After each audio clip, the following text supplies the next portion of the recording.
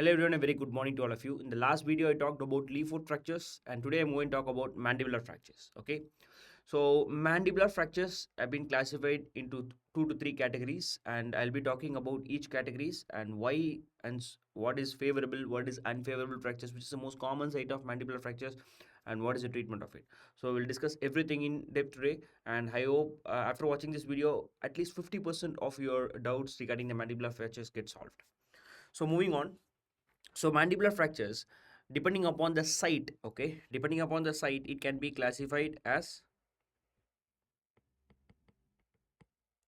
condyle, coronoid, ramus fractures, symphysis fracture, parasymphysis fracture. Okay, condyle, coronoid, ramus, symphysis, parasymphysis, and body fractures. So now the most commonly asked doubt, which is the most common site of fracture in a mandible? It's condyle. I'll tell you 3 very important reasons why condyle will be considered as the most common site of fracture.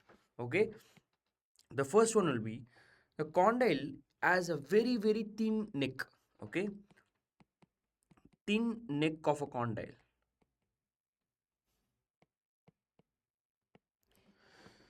So any force in the mandible, it is going to be dissipated in the thin cross section, which is nothing but the condyle. Okay, so the condyle, because of its thin neck, it is highly prone for fracture. And the second one is the mandible acts as a ring. Okay, so say for example, if I hit a person ear in the symphysis region, the force is going to get dissipated to the condyle. So if I get ear, the condyle is going to get affected. So what happens, that is why in patients with symphysis and parasymphysis fracture, there will be bilateral condylar fractures too.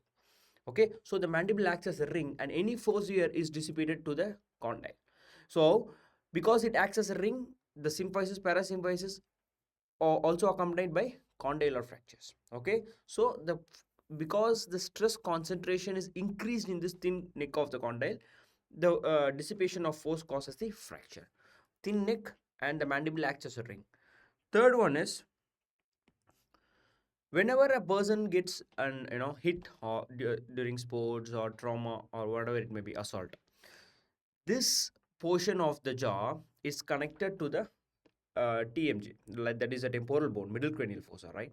So what happens, because to prevent the damage to the middle cranial fossa, as a safety valve mechanism, the condyle breaks itself. So excess pressure, condyle breaks, so that it preserves or it protects the middle cranial fossa. So as a safety valve mechanism, because it is connected to the middle cranial fossa. So because of these 3 reasons, condyle is considered as the most common site of fracture in a mandible. Okay, there are debate about the angle fracture also. I forgot to mention here, angle fracture also. So as far as the exam is concerned, I think you can go with condyle.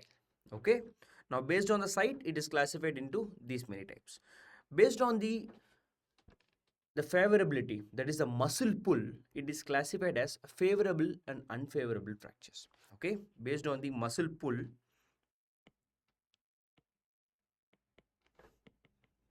it is classified as favorable, unfavorable. Okay, so again, this is horizontal and vertical.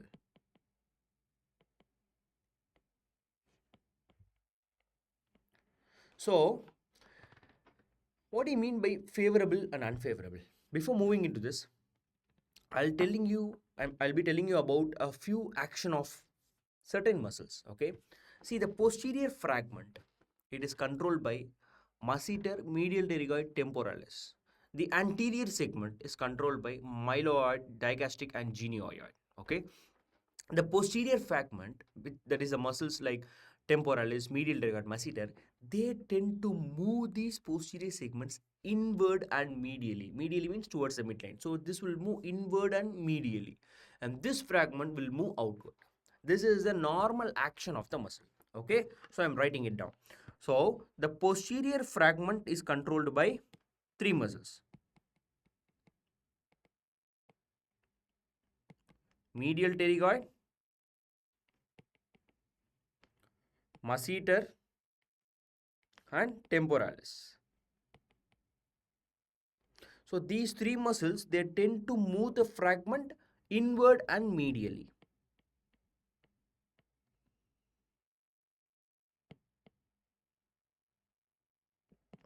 So posterior fragments move the segment inwards and medially. And the anterior fragment, if you see, which is controlled by digastrics, myloid and genioid.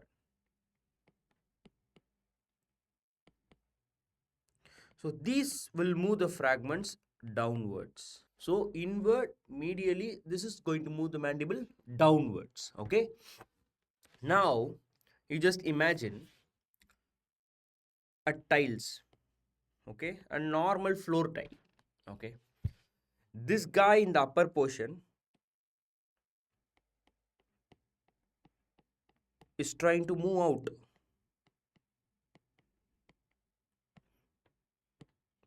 And this guy in the lower portion is trying to move in. Okay, a normal tile, I am dividing it into two portions. Upper is trying to move out, lower is trying to come in. Okay, similarly, imagine a fracture. Now imagine this mandible as a tile. Okay, the posterior fragment is trying to move in as the direction indicates. So this is controlled by the three muscles, as I told you. It is going to pull these fragments inward and medially, and the anterior segment is to move the part downwards. Now imagine that the fracture line is downwards and forwards like this. Now will this fragment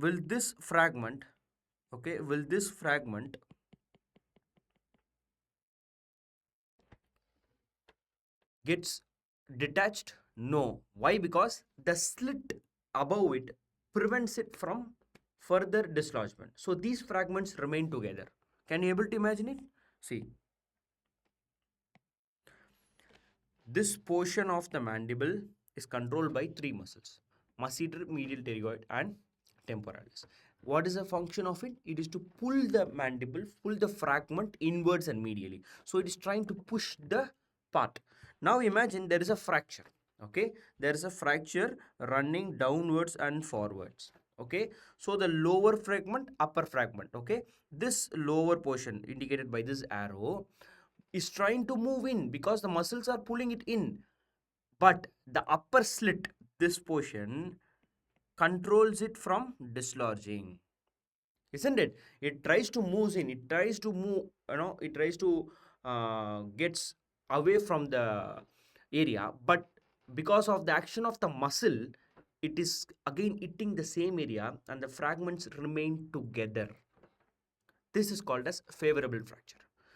Downwards, forwards, the lower portion, being pulled medially and inwards, it gets attached to the fragment in the upper portion. That is called as favorable.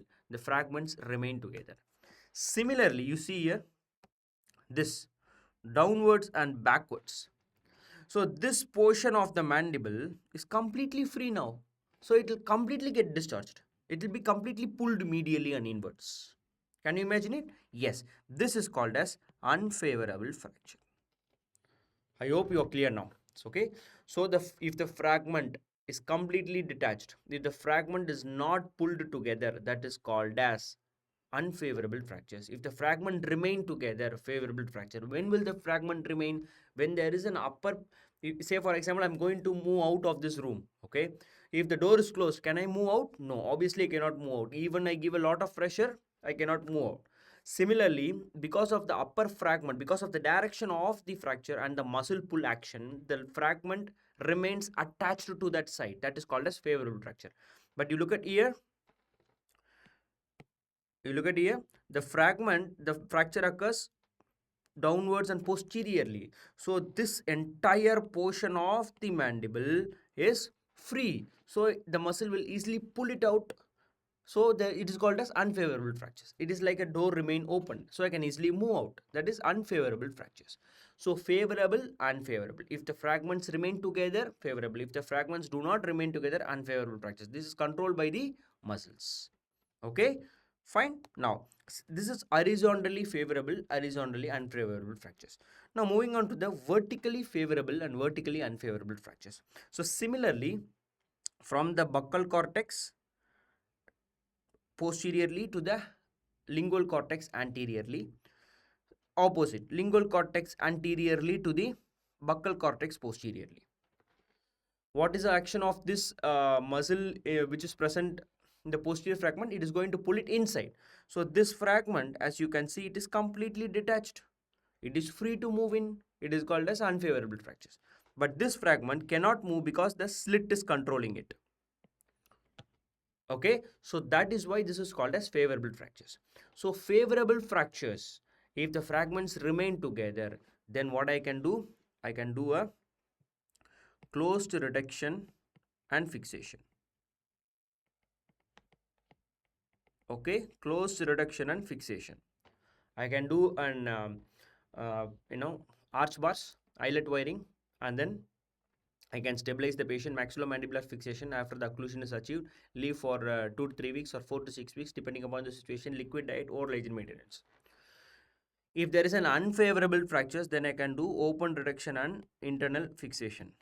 Okay, so I have to give an incision, reduce the fracture, stabilize the occlusion, then I have to place plates and then do a maxillomandibular fixation. So this is done in case of unfavorable fractures. So based on the muscle pull, mandible is classified as favorable, unfavorable, again horizontally favorable, horizontally unfavorable, vertically favorable, vertically unfavorable.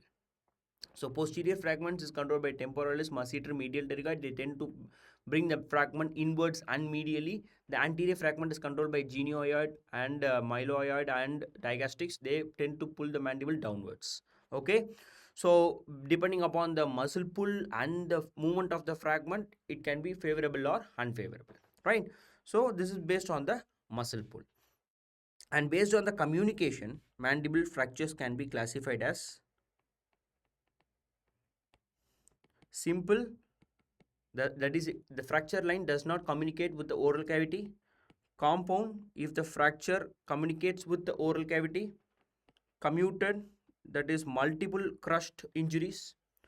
Green stick injuries, incomplete injuries seen in children. Okay, this is based on the communication. So this is how basically the mandibular fractures are classified. Mandibular fractures is very important.